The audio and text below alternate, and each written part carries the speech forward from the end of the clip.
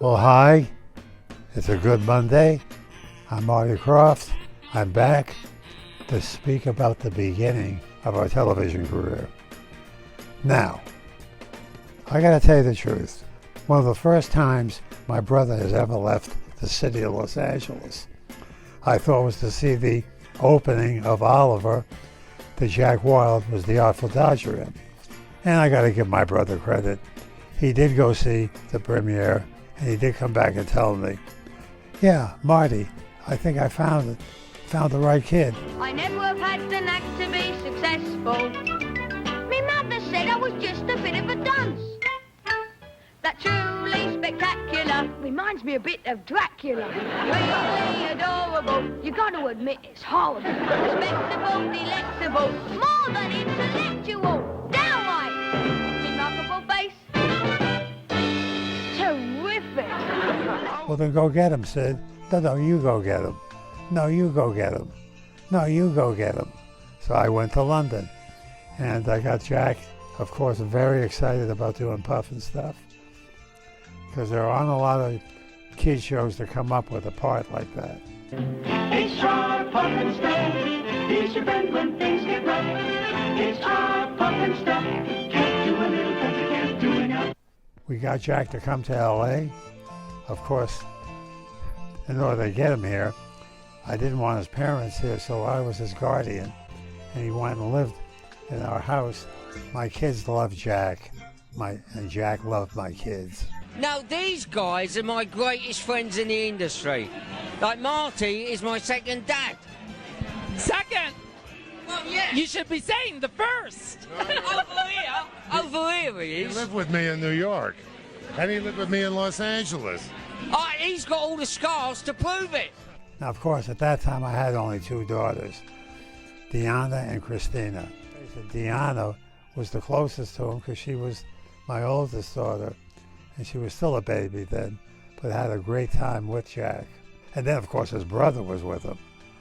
That was a mistake. I let him come.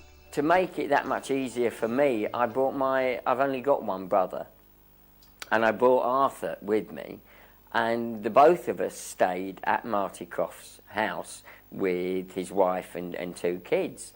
And and Marty has always treated me like a son. He still does now even. But it really was a home from home scenario, and it was great. We lived through it, and my daughter's mother, Krista, had a lot to deal with all these kids around. But we survived it all. And look, every day we took them to the studio, he found a family with Krofft. So that was a good thing. Of course, Jack lived in our house, so I had to drive him to the studio. And the first 2 weeks, I was late every day because I couldn't get him out of bed. He loved to sleep late. Well, I was going to, feed him breakfast, but because he had this strange diet from England, I didn't know what he was talking about. Let me have some crumbs, some crummas. I said, what? What is that? I have no idea. A crummus? Is a crummus a crumb? I don't know. So he had no appetite, though, because of Lionel Bart, who was a legendary composer who wrote Oliver. We were then challenged to do some great music. We had a guy called Les Sarvis, who never had any credits, who wrote incredible songs for us. The subject for today is pronouns. So what you say we have a couple of go-rounds? I is a lonely word, you is a happy word, we is a friendly word I much prefer. Well, there's just one thing I'd like to say. Pufnstuf for mayor, Pufnstuf for mayor. Re-elect the man you know who never let you down. Behind this man there lies a tale, as everybody knows. So our songs became legendary because in kid shows, you're repeating everything at least 10 times, 20 times. That's because I'm a mechanical boy. Capitol Records got very interested and doing a single with Jack.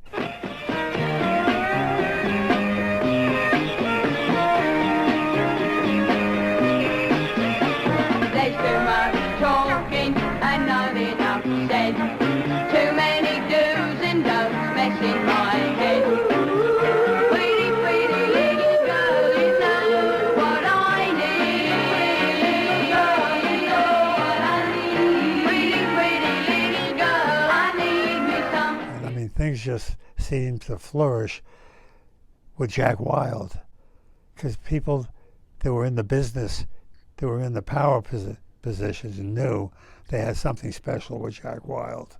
Yeah, we had Jack come back years later, you know, not that many years later, when I was going to do Pufnstuf at the Hollywood Bowl. So we decided to do that one night concert, which we had 12,000 people at, and I booked the Brady Bunch kids. I had Jack Wilde, I had Johnny Whitaker and Sigmund, and we had a big night at the Hollywood Bowl. Ladies and gentlemen, Mr. Jack Wilde. I'm glad to be part of this great big show. It's nice being here with you to bring on the characters you all know. Well, when Jack came in to do the Hollywood Bowl, I figured may as well get him to do Sigmund also. So we had him to come in to do Sigmund, and then him and Johnny Whitaker became pals. It's really great of you guys to invite me for the weekend. You sure it won't be any trouble? Of course not. Yeah, Zelda will be thrilled to have you stay. Look who we met at the beach. Hello. Oh, I don't remember meeting you before. You look just like Jack Wilde, that boy in the movies. Maybe it's because that's who I am. Really? Oh, I don't believe it. Jack Wilde here in person? I'm Jack Wilde. Hi, I'm Sigmund Ooze. Ooze. Hi. You know, Jack, nobody knows about Sigmund. And, well, if Zelda or anybody found out about him, we'd have to get rid of him. Oh, mum's the word. I wouldn't say a word about it. Nobody'd believe me anyway. They'd think I'd gone crackers. Crackers? Gosh, he talks funny. So he was already getting older and older. Instead of looking at toys, he was looking at girls. Standing on the corner, watching all the girls go by. The sad part is that Jack isn't. Jack did get sick eventually as an adult, and he couldn't survive, you know, all the cigarettes that he smoked. That was a bad situation, and he did lose his throat. And it was a sad day when Jack died. There was nobody like Jack Wilde. He is one of a kind. He was a song and dance man like Mickey Rooney was. I'm such a happy gypsy, I'm waving like a loony. They call me Little Satcher, the Gypsy Mickey Rooney. Oh. See you next week. You got someone who loves you, you got